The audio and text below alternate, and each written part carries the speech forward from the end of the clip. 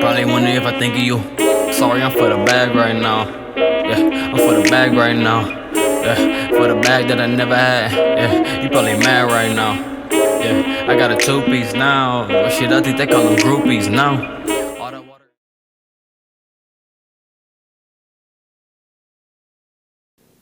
Okay. Okay, it's recorded. It's recording. Recording. It's recording. All right. Play No. games. We're back at it again. Yep. With another installment. Season 2? Season 3. Oh yeah. New equipment, man. Season 3. Season 3. There you go. This is why I love you. So, season 3. Yep. Episode 2. And you know what? Because we know how to do it in season 3. Mm-hmm. 3's my favorite number. So we Okay. get it right. So we have our very first illustrious guest. Yeah. Big name. Big name. And I feel really bad because we've been friends and after reading her book, it made me question, do I know her whole name? But see? Mm. But we have Bella. What can I say? All woman, 2019 Poetry Slam champ. Ready? 1, 2, 3. Champ!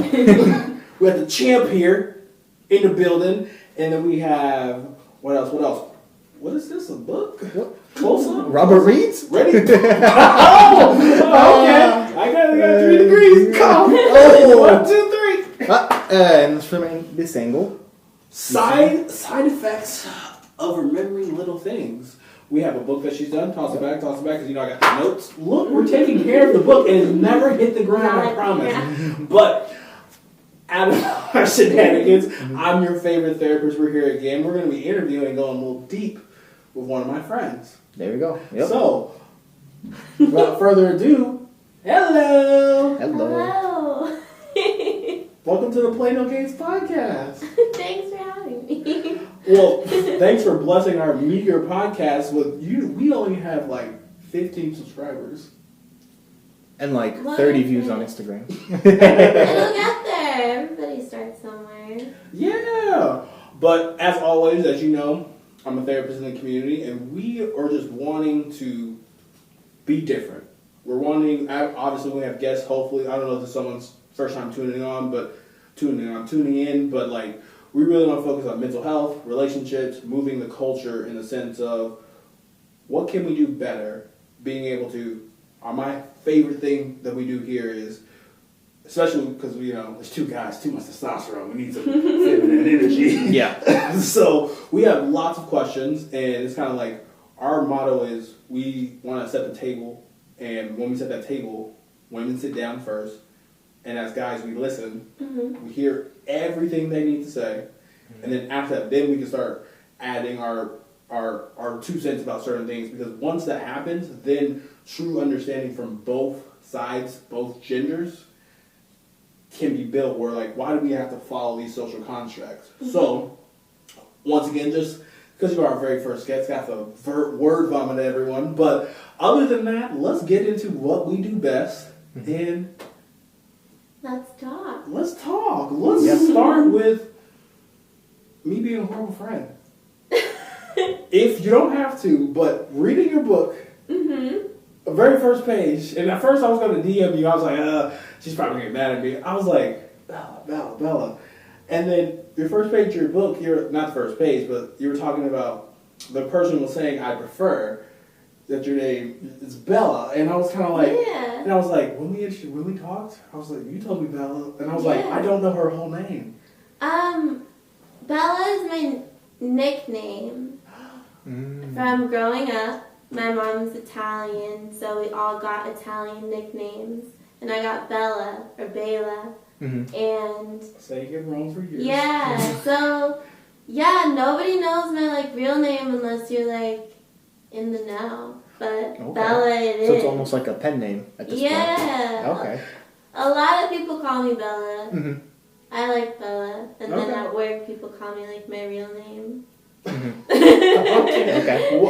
Well, you But know, Bella is cool. well, you don't have to say it here, but I'm after the It's show. Soleil. My real name is Soleil. Soleil.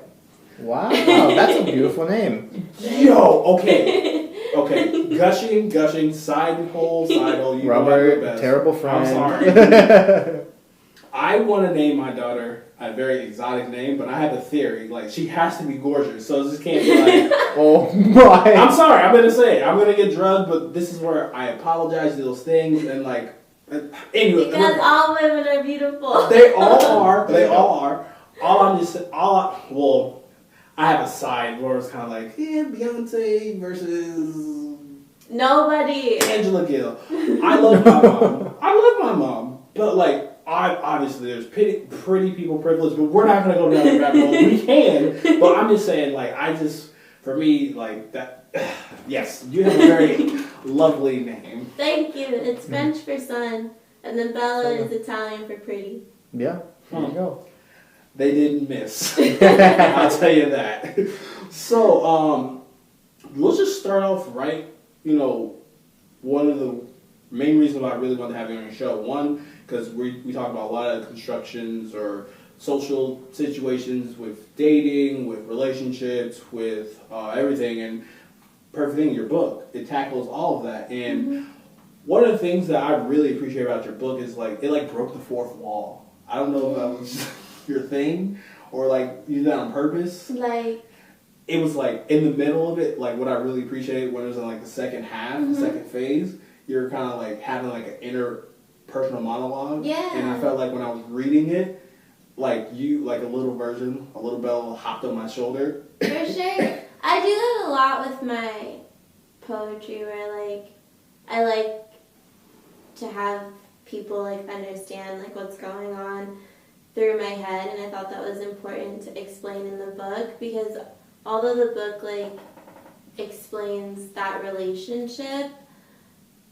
it didn't trash him at all. It was just what happened throughout like the time that we were together and my experience through it and like what was going through my head and how like my reactions were. So that's cool that you got that because that's what I like.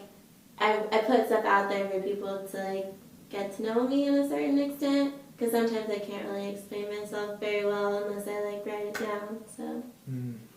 So.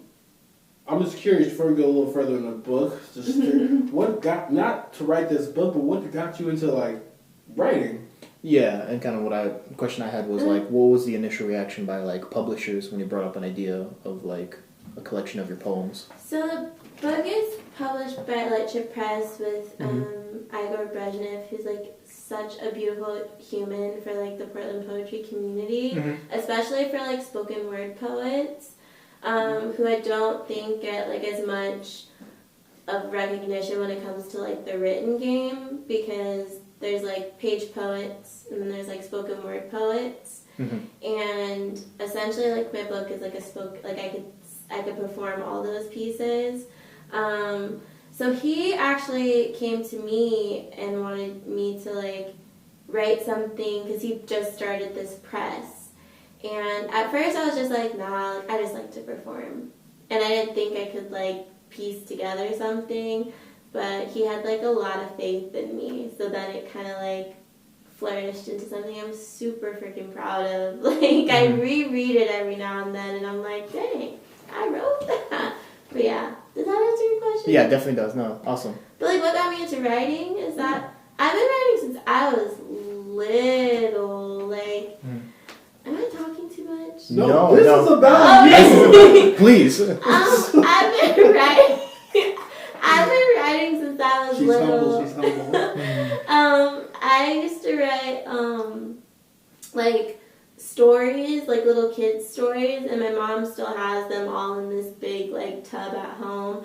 And it would be something I was so excited about. I still get this way when I write, and I still love that I still feel that same feeling as I did when I was little. But it's just this like little, like just really like warm feeling of excitement, like in my heart. And like I used to like draw the pictures, and I used to get really pumped and like go on the computer and like type like each like page, and then I'd be so excited to envision like, oh my gosh, like this is what this next like part of the story is gonna look like. And then my favorite story that I ever wrote when I was little, I still remember it to this day, was the Rally McValley Bake Off. And it was like my favorite story that I've ever written when I was little. And I used to like, once I was done, I would like staple them for like the spine, and I would run downstairs and I would have my mom read the story, and she used to love it. So yeah. Oh, that's Awesome. cute. That's So yeah, then it just developed into this. I never written poetry before till like two years ago. What? Yeah, I've never written poetry in my life. Wait, So in 2 years you became a champ.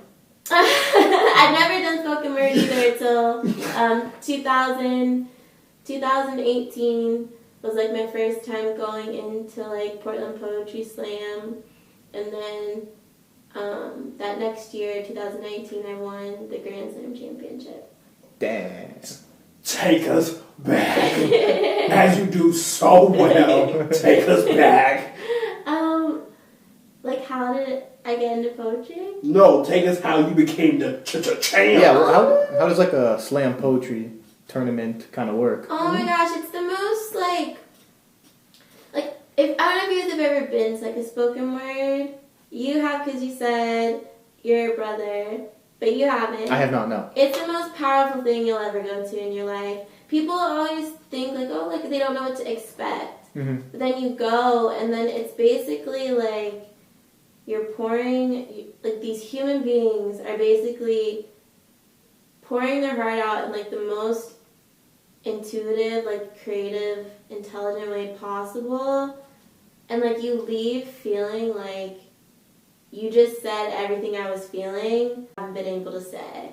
And it's just like it's such a cool experience. But how it works is there's judges in the audience, and the judges are at random. So the only rule is like the judge can't know anybody who's performing. Okay. And so you get scored from a score point of like 1 to 10. 10 being like the greatest thing you've ever heard in your life, and then like a 1 being like that's the worst thing I've ever heard. Yeah, which like nobody ever gets a 1 unless you go up there and say something like really just not okay. But and then it just goes by rounds. Portland Poetry Slam does it by audience applause. So like you go head to head with this other poet, you do your poem, they do their poem. And then whoever gets the loudest applause moves on to the next round. So there's different stages. Mm-hmm. And so there's like 5 weeks of competing, and then whoever makes it out of those 5 weeks makes it to the Grand Slam stage. And then that's when it's like in this big thing. We had it at like a church, and like there's like this big church, and then that's when we had it scored. And I honestly didn't know how it worked when I went. And I was just like, I just want to make the team. Like, I just wanted to make the team. Mm-hmm. So, and I saw everybody in the back, like, just, like, calculating the scores and stuff. And I didn't know why. I was just like, well, I just really hope I make the team. And so then by the end of, like, the whole thing, like, after we all did our poems, they start announcing, like people going up who made the team. And I'm just sitting in the back, so they didn't call my name yet. And I was like, dang, like, I really tried. Like, I really thought I didn't make it. And then they're like, and you're 2019 Grand Slam champion, Bella. And I was like, oh, shoot. Like, oh, shoot. I was so clueless. Like, I still am clueless. So I probably didn't explain it as well as it works. But that's the gist of it. No, it kind of reminds me of, and not too many of our listeners will get this, but like Saitama from One Punch Man, where he's just like oblivious to shit. He just does anything he wants. Like, it's so weird hearing you say, like, you're like, I'm just trying to make the team, but like, he knows when we go play basketball, it's like, I'm trying to eat your motherfucking heart out. Like, I'm trying to make sure, like, you feel me. Like, we winning all these points. Mm-hmm. All that stuff. Or, well, I just know for me, I was raised to be competitive and like a pack of wolves. Same. It's just, I was just like, I just wanted to make the team. And I didn't even know there was like a winner or a loser. I didn't know there was like a champion. I didn't know any of that. I was just there and I was like, I just really want to make the team. That's it. I was like, I really want to make the poetry team. If you would have known it was more like winning and losing, would you have approached it differently? No, like for me, poetry for me is like, I'm going to go up there and I'm going to do this poem. Because like there is like people competing in the back, like wondering what poems they wanted to do to like hit the audience a certain way. And I was just like, I picked my poems. I picked the order I'm going to do them in just because I like them that way. And like, of course I'm nervous, but only like to like drop a line or something. But like, I don't really approach poetry as I would like with like when I played sports, where like I really wanted to win. Because for me, it's just like, I just love to write, and it's like the moment that it becomes like a stressor of like you're writing your poetry to like win something, it then just becomes like kind of like crappy. Because then you're just writing to like try and like win, but you're not, it doesn't become like authentic at that point. Kind of like, lose some of that fun a little bit. Yeah, it's just like and then at that point it's like I'm not trying to write the poem that like comes to me. I'm sitting there trying to write something that I think is gonna win, and then at that point it just becomes real inauthentic, and I don't think that's like respectable to the art form. So I feel like you just gotta write, and if it wins, it wins. If it doesn't, it doesn't. Because at the end of the day, you can't really judge a poem. Like, you know what I mean? It's like you can't judge it. It's like it's not real, but you're up there, and it's fun to do. But yeah. Okay. Slightly pushback. I went to Jeff in high school. Are you familiar with Jeff? No, I'm not from here. No, I'm a Cali girl. California, born and raised. What part of California? I grew up in the boonies. I grew up in Lancaster, California. It's like just desert and a mall. And my family lives in Temecula, California now, which is like 45 minutes from San Diego. Super suburby, would never move back. Okay.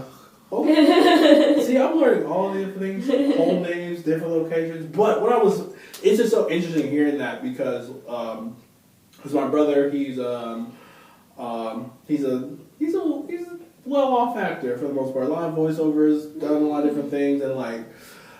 I remember a few times because, he's won some spoken words championships. He went to Temple, a lot of performing arts. So, like, it's just interesting your process because I'm comparing your process to his process because we're both, like, hyper-competitive. But it's kind of like, I don't ever want to discount what you are saying about that feeling because this is exactly what I felt when I was reading your book, where it's kind of like the tingles on the back of my spine where, like, I was transported. And it's kind of like his mindset of, like, wanting to win and like still being able to do that, just it's like to me it's just like mad interesting because like that what you were saying, that artwork is just like not wanting to sacrifice that you can still do that and still like it's just like yeah, because like not every poem I write is gonna be slam worthy. Like slam poems have to be easy to get. It can't be too abstract. Because in the audience, you can't reach everybody, because not everybody's minds work to get like something really abstract. It has to be just like a topic that hits home for everybody, and like not all of my poems are like that. So it kind of would block my like. Sometimes I just want to write like a page poem where it's like super metaphorical and like abstract and like something only I can get, and like but then sometimes I'm like, okay, like I kind of want to get straight to the point now, so then maybe this will turn into a slam poem one day. But definitely. Yeah. Okay. But I like to do well, don't get me wrong. Oh no, I know you do. No, it's just I just like to honor like there's like more than one way to get to like a goal. For sure. And like that is what is not recognized a lot in our society, where it's kind of like yeah, true. Like I can be hyper competitive about something, but that's not the only way to get there. And like, I'm just really appreciative that you said that, because that even helps me, where it's kind of like, I don't need to be like, no, that's so real. I love that you said that, because it's like everybody thinks there's just one way to achieve success, and you have to have this one single attitude to achieve success. And it's like, not everybody's like that, but everybody can get some where they want to be, how their own unique little way. yeah, definitely. or like I don't know if you remember hearing this growing up, where like truly successful people will get up at 5 a.m. Yeah. Or they wake up, you don't get any sleep. Bullshit. Like, no, that's not the only way to get somewhere. Yeah. You need sleep. No. I'm actually one of the humans where I only need 5 hours of sleep. No, you're crazy. He's a crackhead. I mean, I've literally gotten that less of sleep. I used to work at 2 jobs. Like when I was working at the bank, and then I was working at a bar, like 2 opposite schedules. So I would get no sleep. But now that I'm not doing that anymore, I love sleep. You're like, what is this? I'm an early riser though. I love the mornings, but Yeah. I can't just get 5 hours of sleep. I'd die.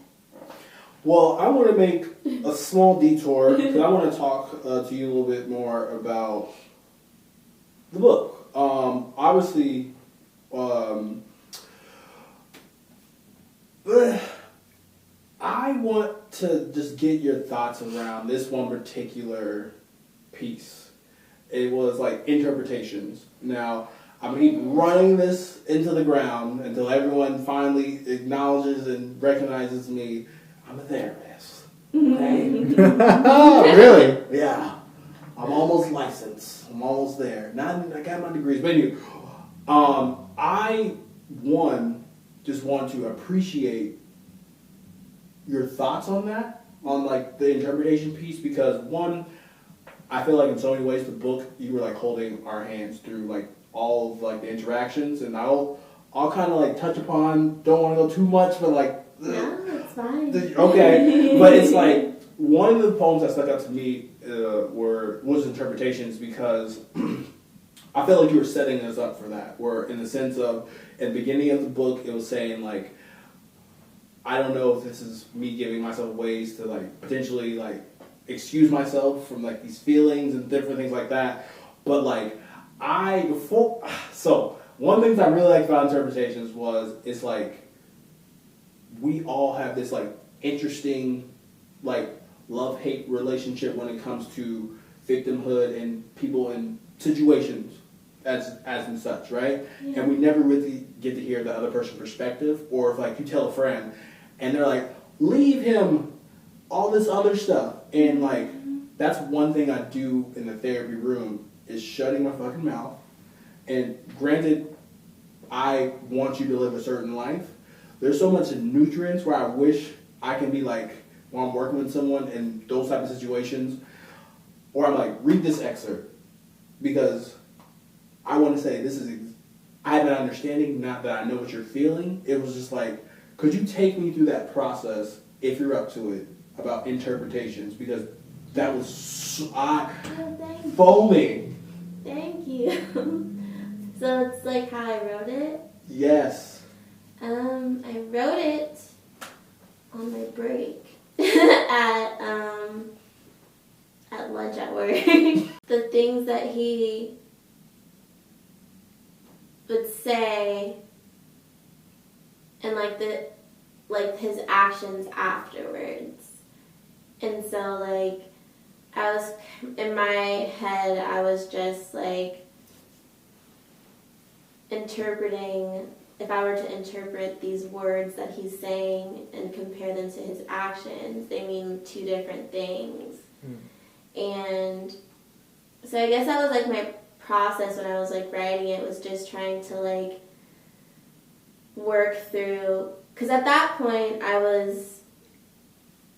there was like a lot of times where I was ready to like leave, and like but then I would stay, and then leave, and then I would stay, and then I just wrote this poem to like kind of really make distinct for myself his words and then his actions. And so I contrasted the 2 like throughout the poem. And so that's just how it kind of came to be. And it just kind of flowed from there. And I didn't finish it for a long time because I didn't finish it because at the end of the poem, it talks about me leaving. So I couldn't write about that until I did it. That makes okay. Yeah, so I didn't finish it for a long time, which I do with a lot of poems. I'll like write at the beginning and then I don't pressure myself to finish them. I'm like, it'll come when it comes, and then it came eventually. But that one was like it's one of the pieces that I hold like really close to my heart. It's one of my favorite pieces I've written. It's one that still like gets me till today. But it's a very deep piece. It just talks about like the process of like emotional abuse, which I feel like a lot of people don't talk about as often, and that's a lot of trauma for people as well, because I spent a lot of that relationship thinking I was nuts and like thinking I wasn't like that he didn't say what he just said, or maybe I understood it wrong, or like this isn't as bad as like I'm thinking in my head and stuff. So I think interpretation just kind of like really just like made it very distinct. And then when I finally decided to leave, which took a long time, it takes a long time because you don't hate the person. I still don't hate the person. It's like you love them, so you stay. And then it just got to a point where like just couldn't do it anymore. And then it came back to that poem and I finished it off. But yeah. I don't know if that answered. No, that was I zeroed in on that one because that for me really carried out the theme of the book for me, and like to be honest with you, that's the one that gave me the most chills and for me to have, some of my own triggers in the sense of like hearing all the stories of all the people I've ever talked to about domestic violence, or it's not bad being a victim or in victim type of situations or things like that. And like I just think of the people who aren't in the situations, and like you go to your friends for advice, or like I was in something like that and I was talking to Koss. I'm pretty sure Koss would be like, yo, you need to leave her. Which I say that in my shows too. I'm like, that's like the worst thing you can say to somebody, because it's like, you're strong whatever decision that you make. You decide to stay, you're strong for staying because you don't hate this person, and I think that's something that people can't grasp. When you hate something, it's so easy to walk away from it. Mm-hmm. But like, when you love someone because you love this person, no matter whoever doesn't understand why, you love this person because there's good qualities about everybody, and everybody's going through something. And it's like, it's not easy to leave that situation. For me, I didn't want to leave. I wanted to leave, but I couldn't for the longest time because I loved him and I wanted him to be okay, and I wanted everything to work out, and I painted this picture of this person in my head that I knew that one day he could be, but it was like a toxic situation. And then I had to decide on my own terms to finally leave, and even that was really freaking hard. Like, I left and I moved out, but it's not like I still helped him move back to California. I still helped him clean out his apartment. I wrote this like other poem like a couple months ago about like that whole situation, and we still talked for a long time after that. So it's like it takes a lot to like fully separate from somebody you're that in love with. So so I agree. I didn't mean to cut you off. No, please cut me in the phone. Please. No, because this is just about you, and like and this, even though we're gonna start moving to like more macro level things, it's kind of like about like other things I want to talk to you while we have you here. It's like people to hear that more often, where it's kind of like, in this world we have to be ever patient with everyone, where it's kind of like, granted everyone's good and evil is very different. Yeah. My evil could be good, your good could be evil for me. Yeah. Where it's kind of like we have to understand, like, this is not your life. And when I enter your world, I have to be careful because I don't know how you have written the rules in your world. For real. That's real. And I feel like that's the thing that a lot of people have to understand about people is like, I will react the same way that you'll react to something and like vice versa. And like getting to know somebody, like I even think of that with me now and like me like getting to know people, like whether it's like romantically or just like platonically. It's like there's certain ways that people move and certain things that people react to and certain triggers that people have, and like you have to like be patient and want to know and be open-minded to that, like when you're choosing to step into that person's world too. Yeah. So yeah, that's interpretations. There you go. Before we get a little more macro and things like that about, because we were talking about some dating things like that, but I was curious because I didn't get the tone. That's a lie. I got the tone in the book, but I was curious at like the end because like I remember Thanksgiving, like I remember that was cute, but then at the back of my head I was like, fuck this fucker. And I was like, well, there's that. Okay, you're gonna have to correct me. I got a Lemonade kind of a vibe when you were kind of like, you got everything together, and how I read it was like, he was like, my nigga, bye. And then but he was like, really though? And you were like, yeah. And then he's like, you hungry? And he was like, yeah. And then, because he wasn't worth it, how I was like conceptualizing you was like, we gonna eat in silence. You don't get my words. I'm talking about like the poem, like when I said he was leaving, but like he came back, and that was like a very emotional night. We had just I'm literally gonna like describe the poem. So the poem describes like we drove up to like Mount Tabor, and the words kind of spilled out of my mouth, which I explained in the poem as well, of just like we had this like really long conversation, and then I kind of just not accidentally but intentionally was just like I'm done. I think you need to like be by yourself, and I need to be by myself. Like I'm done. And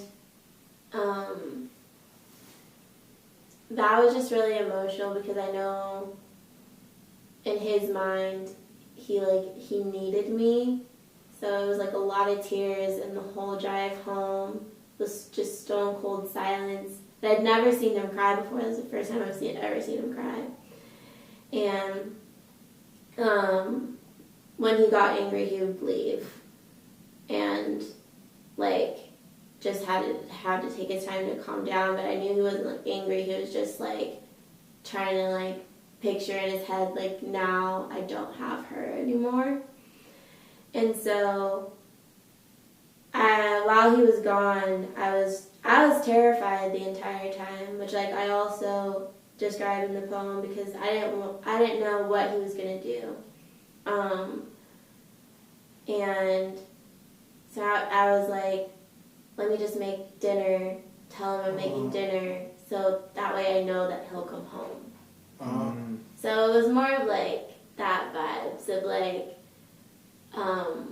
I just want to know that he's here. I'm so glad I asked you because I want you to know, from my perspective, it was like a small buildup of like, I saw it as you being more self-aware of yourself and your worth and what you wanted, and like from there, it was kind of like, you know my Instagram name, Zero to Hero and all that good stuff, and I was just kind of like, this is like a badass chick remembering she's a badass motherfucking chick, and like it got like so like for me, it just got so like end of like a Medea type of thing. I'm like, I may throw these grits on you, I may not, and like I'm so glad you cleared that up because well, either to me, either way, it's still, you know. Yeah, and everybody interprets poems differently. Like you didn't interpret it wrong. Like that's just what you got from it. which is fine. Like, my mom read the book, and, like, it was a long conversation, but, like, because there's a poem about her in there, and then she didn't know I had an abortion, and that's how she found out. And you have to be in touch with how something hits you, and why it hits you that way. Mm-hmm. So it's like, somebody can read my book and think something completely different than how I meant it, and that's totally fine with me, because you don't have to get why I wrote it or what it means to me. It's cool that it can mean something different to somebody else. Yo, I think I have to read it again because now I'm like creeping back on the mother one, and like I totally took it a different way. Yeah, my mom's a strong woman. She's like a good woman, but like it was just like you learn certain things and you pick up certain things from people growing up, which I think she knows too. But I think reading the book, it was kind of just like, I think a lot of it was just kind of like, whoa. But, yeah. Awesome. Yeah, I had a quick question. So in terms of when someone, like, picks up your book and reads it, what's the biggest thing you want them to take away from it? From anything that I really do, I just, like, really, like, push the fact that, like,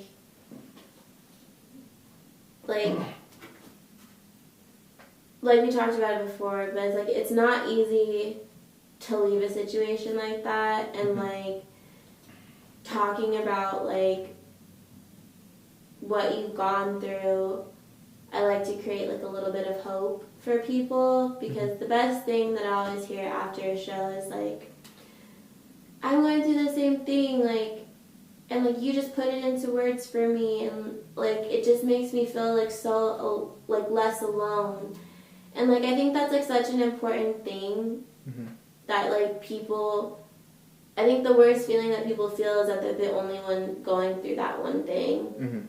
And then when you experience, like, somebody else, like, going through something similar or going through a hard time, too, or going through a happy time, too, like, regardless, it's like you create the little spark of hope. So, like, after people read my book or, like, come to any of my shows, it's, like...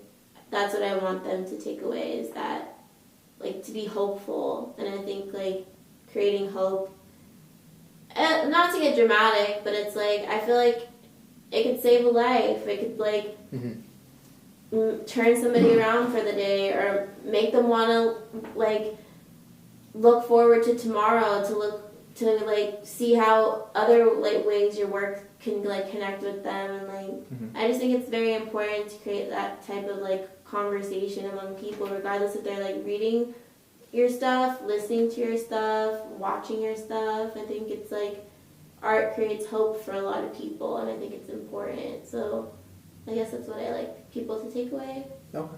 Awesome. Like a really long answer, I'm sorry. No, you're fine. No. It's a complex book, it's a complex idea, so no, it makes sense.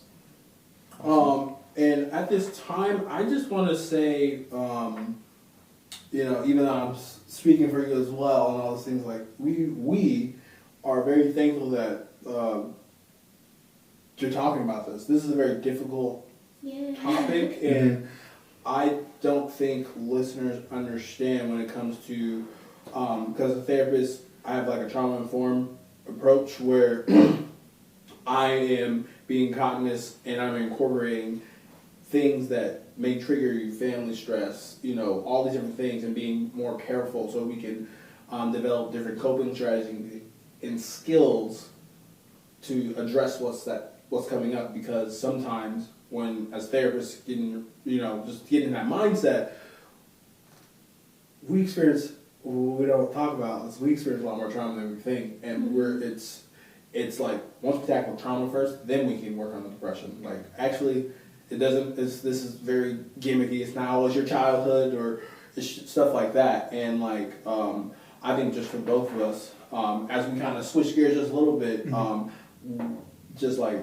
yeah, thank you for allowing us, be a part of your world, and yeah. Thank you. So we're gonna turn up the degrees in here. Woo-hoo. And we're gonna get a little dating spicy. So, we were kind of talking about things because this is a place where we can hash out different things. Cause we're not going to tokenize her, but we have someone here. We have all these inquiries because we want to have a platform where guys can, or not just guys, just anyone can just have real conversations, and like we may either agree to disagree, which we kind of did at the beginning, but us to hear each other and move forward into like an interesting light. So my question is to you: is if a guy works a 9 to 5, yeah, is he dateable? Yeah, why not? Well,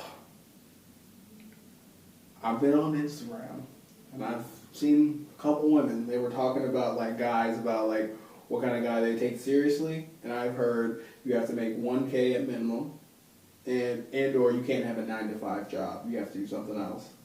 What else would you do? Like have like be like a bartender? No, I think like what, an entrepreneur? Yeah. Yeah. Wait, and he said 1K? Okay, so 100K a year? What? I'm not. So let's just say this: I was scouring my Instagram, and I came across a podcast with some young women, and not saying I didn't like one of them or not saying I was stalking, I'm just a follower, and she said something very interesting, and I'm not gonna lie, I'm a little turned off. Do I know this podcast? Oh, no, you about? don't. Okay, No, okay. No. This was quarantine-induced. Let's just say that. She said that for her to take a guy seriously, he has to make, at minimum, 100K. And do I think that that's like a standard? Or, personally, I'm asking you, where is it kind of like, yes, do you think that's a standard for guys? I think like people have their preferences for like what they want, and that's probably that person's preference for what she wants, to like be able to live, to like be able to have the partner that she wants, which is like all power to her for having it. I've never cared much how much a guy makes a year. Only it's just never been something that I've thought about, and I don't know if that's bad or not. But like, I feel like everybody has. I have like a really good friend who also has the same viewpoint where she wants her man to be on the same level financially as she is, which I think that's boss. If you want like the guy to be on the same financial wavelength as you, that's a standard that you have, and I think that's fine. I feel like everybody has like their preference on like, but I've never thought about it. It's not something that I look for first. I want you to be financially stable. I think that's like important to me. I want you to like, I'm 26, and it's like, so it's like now it's like I want like as I'm like when I go to date, I want you to be able to hold your own, because I can hold my own. That doesn't mean that like if you fall, I'm gonna be like, oh, now you're broke, or I'm not gonna date you anymore. No, but like I like when people have like goals and things they want to do, but I don't really have like a minimum that they have to make a year for me to consider them dateable. Okay, cause I'm throwing you the oop, because I feel like we're on the same wavelength. So, when you hear something like that, from a woman, what screams to you? What just screams to you? Because then I want you know what screams to me. Okay, then I'm gonna throw the oop back. Then you throw the oop back to me, because I'm leading to this overarching point. I promise you. Okay. Go ahead. When you hear that, what Repeat after me. She for the streets. You knew that was coming. Because okay, here's my theory. And like once again, not going to tokenize you as she's a woman, she has all the answers, blah blah. Because one, you are you first, because your soul is first. Then you're identified as you're a woman, you're a black woman, and sexuality, all the good stuff. So that mean? What? She's for the streets? This Yeah. has to be a This has to be This is a gonna I'm be a so lost. So, do you know Future? Yeah. Reverend Future Hendrix? Yeah, he's very emotionally scarred. He's like our like on the By way. Sierra? Yeah. By everyone. But I mean, what? He's got 8 baby mamas, 9 12? baby mamas, something like that. He's our problem child. He got the paycheck to provide. And She's so nice. he's too nice. But it's just something it's just something he says. So when a girl kind of acts out nowadays in popular culture, you kind of say, Yeah, there's a lot it's of just like a memes and phrasing. things like that. It's a Wait, meme. so who's for the streets? I'm for the streets? No. I'm so confused. No. We're saying so. I was like, I don't get. I'm so. This is why No. this exists. So a lot of guys say she's for the streets when usually, if I'm being honest, if anything unfavorable happens to them, they're like, "Oh, she doesn't pick up my phone call. She's for the streets." Now so that's just them being like super misogynistic then. yes, but that is an extreme example. Like no, that's not extreme. Most example. where I see it most common is like if a girl will post a picture in like a thong bikini or Then something. you say she's for the streets. She's for the streets because she's looking I for the have a likes. picture of my whole ass on my Instagram page, and I'm not for the streets. No, you're not. No. Because you're very nice and you're very sweet. But like it's just today in today's world, that's kind of how like the men's defensive mechanism. Yeah, when that's they see right. something. I just care if a girl thinks she looks hot and wants to post it on Instagram, loving her body, tits out, ass out. Like, I don't get why it matters so much, and like why it paints this. Like, to me, we call it rape culture when a girl is presenting herself a certain way, and you guys automatically think she's for the streets, for example, because of how she's dressed or how she's acting. I don't think any of that matters, because it's like that doesn't give you the excuse to interpret her that way. You don't know that girl. And if she likes to flaunt what she's got, I don't see a problem with that. And it's like girls are judged so much, and it's like, I don't like she's for the streets. I think it's stupid. It is a meme. So. It is a meme, and it's an extreme. It's not an extreme example. It is for being called very emotionally intelligent dudes, where we're able to have that cognitive flexibility of what you're talking about. Where it's kind of like just because she posted a thong bikini doesn't mean it is what it is. Yeah. We say we were saying in the spirit of she's for the streets because in the sense of what we always try to debunk is, like I told you, we set the table first. Y'all speak, then we listen, then we bring our gripes, right? Yeah. And like one of our gripes is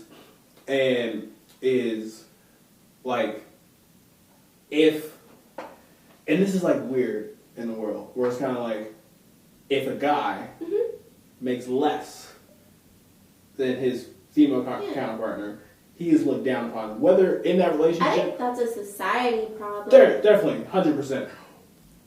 Whether their relationship is sacred or fine, other people will start assaulting this guy, For sure. and then we have people whispering like he's less of a man and all these different things, and it's kind of like, or it's vice versa, or if a guy takes care of a female in a situation, it's like, oh, this is supposed to be like that. And I guess for us, when we're just talking about like world building and world like accepting, it's just kind of like, where can we get into a world where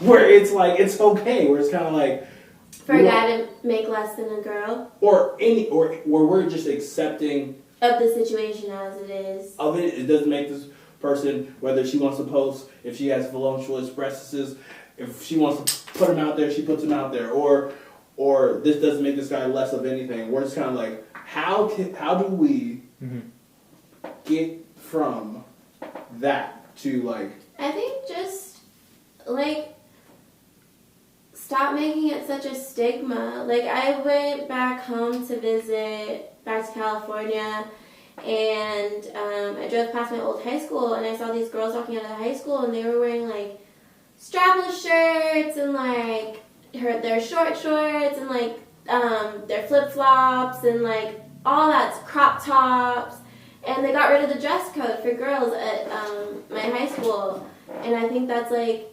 amazing because that's where it starts. You start with like dress codes for girls in high school, so then guys start to think at that age, like if a girl is showing this, this, and this, she's trying to like be sexy and show off for me because the rule is put in place so that guys don't get distracted during class. It's never the fact that guys need to learn not to be such pigs and look at women as objects.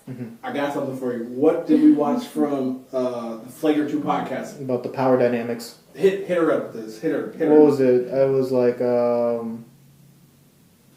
you're not allowed to date coworkers, and that's a rule made for men specifically because traditionally men have been in positions of like management. So then that rule comes into where if you date a coworker and then it doesn't work out, you don't have that power over them to like fire them. Yeah. And that's what we talked about last time. Yeah, we talked about that in our very first episode where it was like we just had a epiphany where like that rule was built for dudes who can't handle rejection. Yeah. Yeah, and it's like the whole world is built off of that, like off of the male perspective. And I think especially just like as a black woman too, the most degraded species on the planet ever, it's like there needs to stop being this like stigma around women that they can't do this, and this because men are going to look at them this way. Like, I'd rather raise, like, girls to think you can do whatever the hell you want, and I would rather raise boys with more accountability for their actions. Because I think when you look at it from that point, there would be a lot more thought process around things like consent, which a lot of guys have no concept of what that is. They think a girl saying no is them playing hard to get, and not just like no. And I just think it just needs to be something that's continuously talked about, but I also think it needs to be something that comes from men. Because I think it's like a problem that's in male culture, masculine culture, and it needs to be addressed there first. And I think then we can have a world of like a girl can post whatever the hell she feels like posting and it not be such like a shock.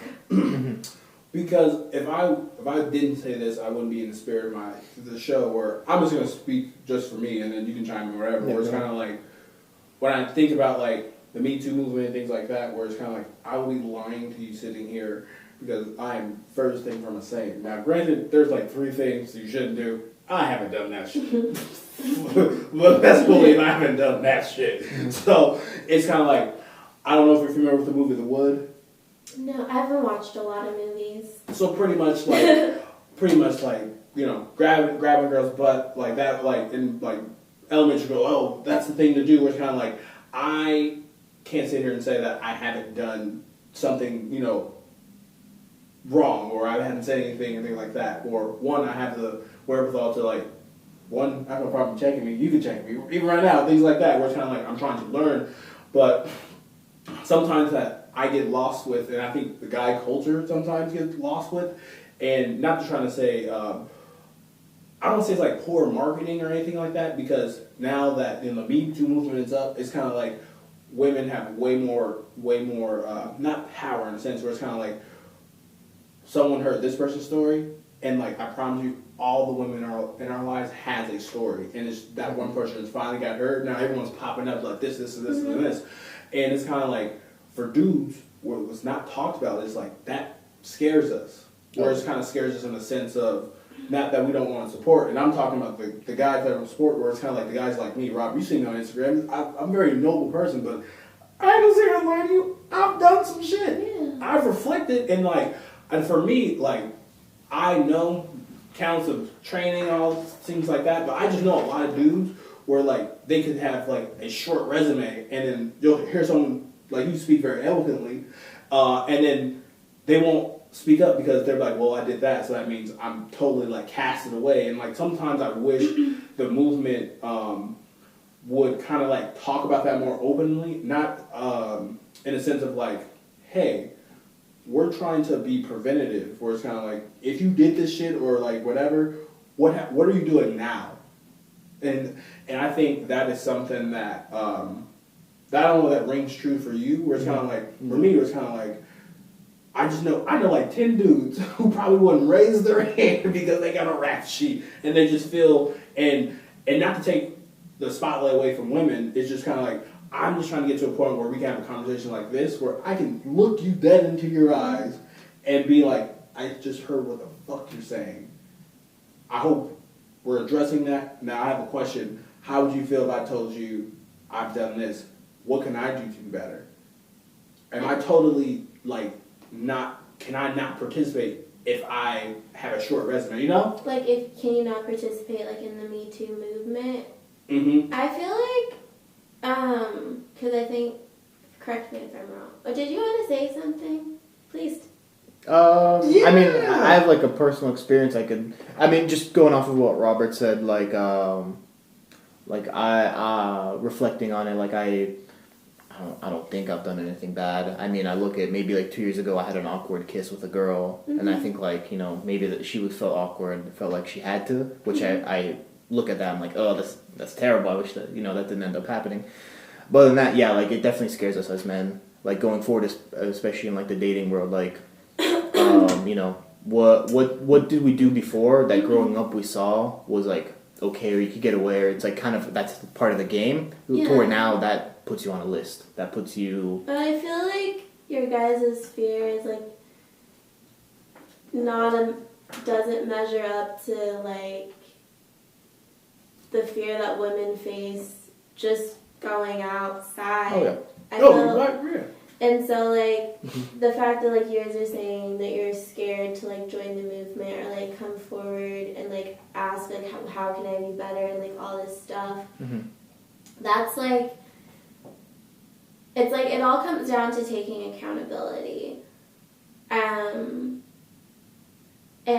I think that's a very hard thing for guys to like dive into a lot of times, because I don't think it's something that like you're held to do all the time. And I think like guys look at girls or are taught to look at women as like objects from when they're young, and women are taught that they are objects from when they're young. And I think just like the Me Too movement, it's not easy to come out and tell your story and to tell what happened to you, especially in a system that is set up to validate the abuser. Mm-hmm.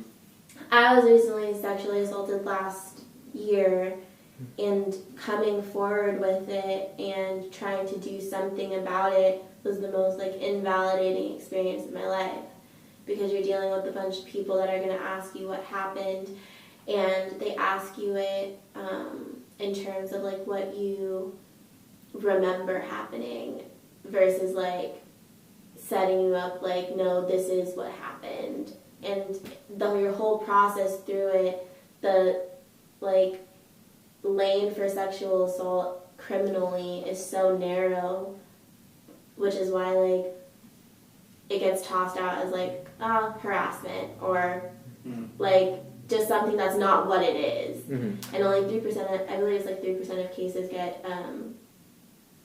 like the guilty charge, and which is why a lot of women don't say anything. But when they see like this movement of like a bunch of people finally coming and speaking up, they finally feel like some type of support to like say their story.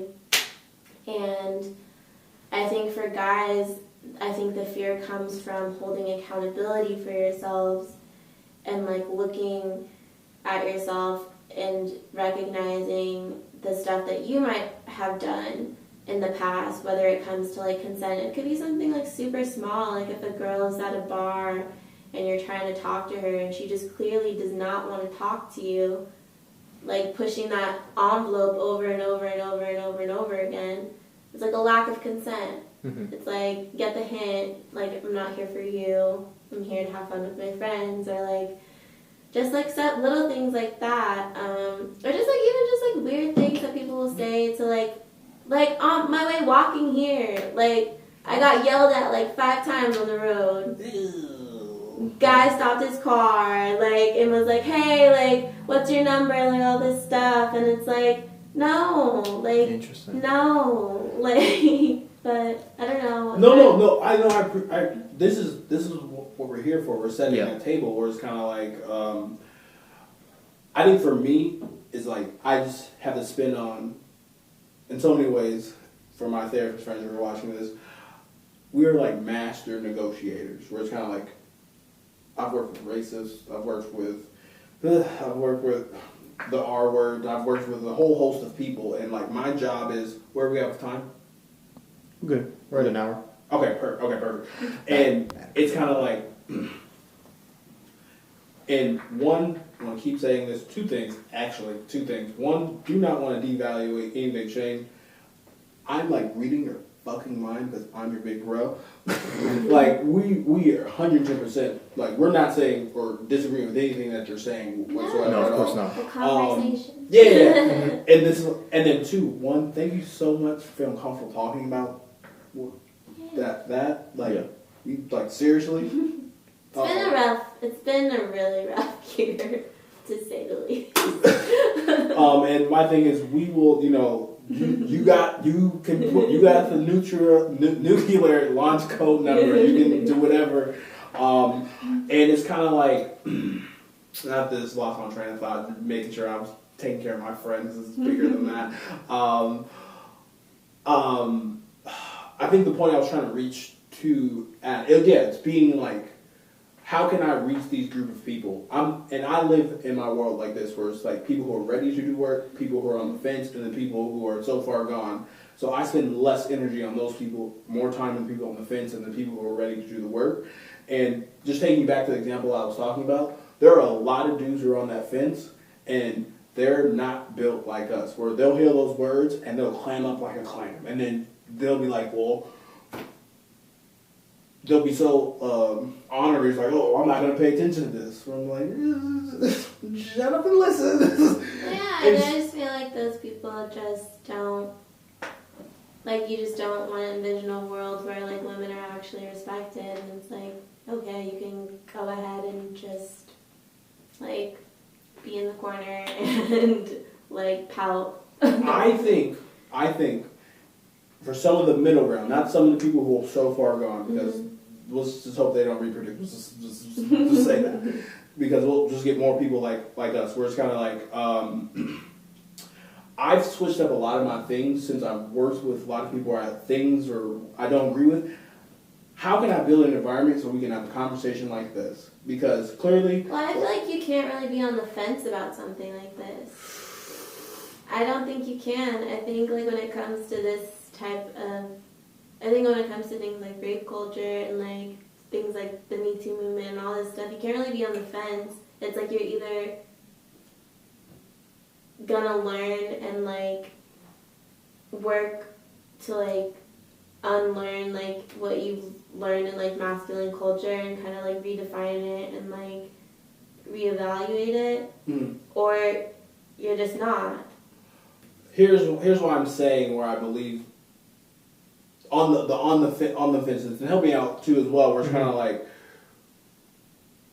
how, and this once again is the work that they have to do, and it's like, how can I talk to this person where I'm giving them this information so they can make a conscious decision to make evaluation, to make a change, right?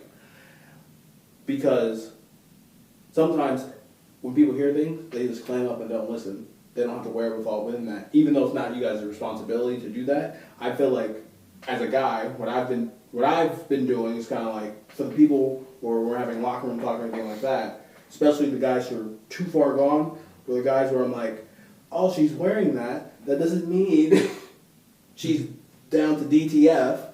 Tell me more about that. And then we get, I think So popular. This was strategic.